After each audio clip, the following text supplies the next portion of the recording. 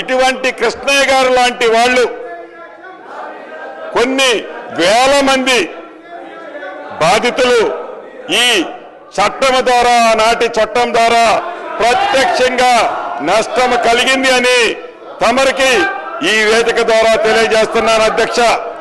అధ్యక్ష, మనం చిన్నప్పుడు చదువుకున్నాం. ఒక పిట్ట కథ మీకు చెప్పాల్సిన అవసరం ఉంది అధ్యక్ష. రెండు పిల్లులు రొట్టె కథ ఈ ధరణిలో ఉంది. ఏదైతే రెండు పిల్లుల మధ్య ఒక రొట్టె కథ గ్రామీణ ప్రాంతాల్లో కథలుగా చెప్పుకుంటారు అధ్యక్ష. ఆ కథ ఏంటంటే, ఒక రొట్టె ముక్క, రెండు రొట్టె ముక్కలు ఉంటాయి అధ్యక్ష. ఆ రొట్టె ముక్కలో ఒక పిల్లి ఆ సైజ్ ఎక్కువ ఉందని, ఇంకొక పిల్లి ఈ సైజ్ ఎక్కువ ఉందని కోతి పంచాయతీ చేస్తుంది అధ్యక్ష.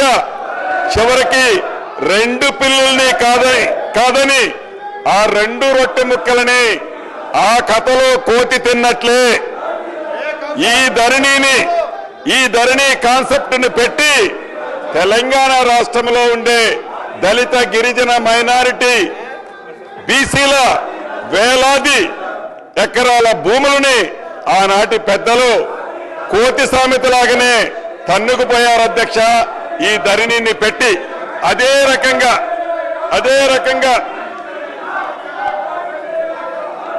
ఇటు రాష్ట్రంలో అటు దేశంలో 2014 ముందు కాంగ్రెస్ ప్రభుత్వం తీసుకొచ్చిన రెవెన్యూ చట్టాలు, సంస్కరణలు, ఇటువంటి కృష్ణయ్య గారు లాంటి వాళ్ళు కొన్ని వేల మంది బాధితులు ఈ చట్టం ద్వారా, నాటి చట్టం ద్వారా ప్రత్యక్షంగా నష్టం కలిగింది అని తమరికి ఈ వేదిక ద్వారా తెలియజేస్తున్నాను అధ్యక్ష.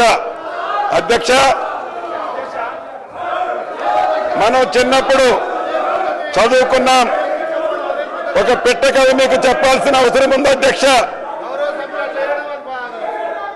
రెండు పిల్లులు రొట్టె కథ ఈ ధరణిలో ఉంది. ఏదైతే రెండు పిల్లుల మధ్య ఒక రొట్టె కథ గ్రామీణ ప్రాంతాల్లో కథలుగా చెప్పుకుంటారు అధ్యక్ష. ఆ కథ ఏంటంటే, ఒక రొట్టె ముక్క, రెండు రొట్టె ముక్కలు ఉంటాయి అధ్యక్ష. ఆ రొట్టె ముక్కలో ఒక పిల్లి ఆ సైజ్ ఎక్కువ ఉందని, ఇంకొక పిల్లి ఈ సైజ్ ఎక్కువ ఉందని కోతి పంచాయతీ చేస్తుంది అధ్యక్ష. చివరికి రెండు పిల్లుల్ని కాదని ఆ రెండు రొట్టె ముక్కలని ఆ కథలో కోతి తిన్నట్లే ఈ ధరణి కాన్సెప్ట్ ని పెట్టి తెలంగాణ రాష్ట్రంలో ఉండే దళిత, గిరిజన, మైనారిటీ, బీసీల వేలాది ఎకరాల భూములని ఆనాటి పెద్దలు కోతి సామెతలాగానే తన్నుకుపోయారు అధ్యక్ష. ఈ ధరణిని పెట్టి అదే రకంగా